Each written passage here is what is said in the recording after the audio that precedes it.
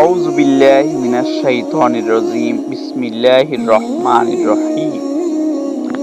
জান্নাতের নিয়ামত সম্পর্কে অনেক হাদিস রয়েছে, যা জান্নাতের সৌন্দর্য, শান্তি এবং অসীম নিয়ামতকে তুলে ধরে।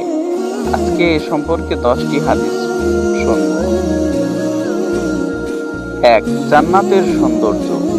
রাসূলুল্লাহ সাল্লাল্লাহু আলাইহি সাল্লাম বলেছেন, আল্লাহ বলেন, আমি আমার সৎকর্মশীল বান্দাদের জন্য এমন কিছু প্রস্তুত রেখেছি যা কোনো চোখ দেখেনি, কোনো কান শোনেনি এবং কোনো মানুষের কল্পনায়ও আসেনি। ২. জান্নাতের নিম্নতম স্তরের নিয়ামত। রাসূলুল্লাহ সাল্লাল্লাহু আলাইহি সাল্লাম বলেছেন, জান্নাতের সর্বনিম্ন মর্যাদার অধিকারী ব্যক্তিকে বলা হবে, তোমার ইচ্ছা পূরণের জন্য বলো। সে বলবে এবং আল্লাহ তার ইচ্ছার দ্বিগুণ দান করবেন। ৩. জান্নাতের গাছ। রাসূলুল্লাহ সাল্লাল্লাহু আলাইহি সাল্লাম বলেছেন, যে ব্যক্তি সুবহানাল্লাহি ওয়া বিহামদিহি বলে, জান্নাতে তার জন্য একটি খেজুর গাছ রোপণ করা হয়। ৪. জান্নাতের প্রশস্ততা। রাসূলুল্লাহ সাল্লাল্লাহু আলাইহি সাল্লাম বলেছেন, জান্নাতের প্রশস্ততা আসমান ও জমিনের চেয়েও বেশি। ৫. জান্নাতবাসীর খাবার ও পানীয়। রাসূলুল্লাহ সাল্লাল্লাহু আলাইহি সাল্লাম বলেছেন, জান্নাতের বাসিন্দারা যা চাবে তাই খাবে এবং যা ইচ্ছা করবে তাই পাবে। ৬. জান্নাতের পোশাক। রাসূলুল্লাহ সাল্লাল্লাহু আলাইহি সাল্লাম বলেছেন, জান্নাতবাসীদের পোশাক হবে সিল্কের এবং তাদের সজ্জা হবে সোনা। ৭.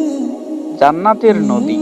রাসূলুল্লাহ সাল্লাল্লাহু আলাইহি সাল্লাম বলেছেন, জান্নাতে দুধ, মধু এবং বিশুদ্ধ পানির নদী থাকবে।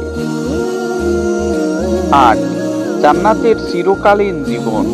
আল্লাহ বলেন, তোমরা জান্নাতে অনন্তকাল থাকবে, সেখানে কখনো মৃত্যু হবে না।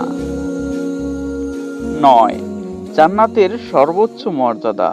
রাসূলুল্লাহ সাল্লাল্লাহু আলাইহি সাল্লাম বলেছেন, যখন তোমরা জান্নাত চাইবে তখন জান্নাতুল ফেরদাউস প্রার্থনা করো, এটি জান্নাতের সর্বোচ্চ এবং সর্বোত্তম স্থান। ১০. জান্নাতে আল্লাহর দর্শন। রাসূলুল্লাহ সাল্লাল্লাহু আলাইহি সাল্লাম বলেছেন, জান্নাতবাসীরা আল্লাহকে সরাসরি দেখতে পাবে, যা হবে তাদের জন্য সবচেয়ে বড় নিয়ামত। এই হাদিসগুলো জান্নাতের নিয়ামত ও সৌন্দর্য সম্পর্কে আমাদের বুঝতে সাহায্য করে এবং জান্নাতের জন্য প্রচেষ্টা করতে অনুপ্রাণিত করে।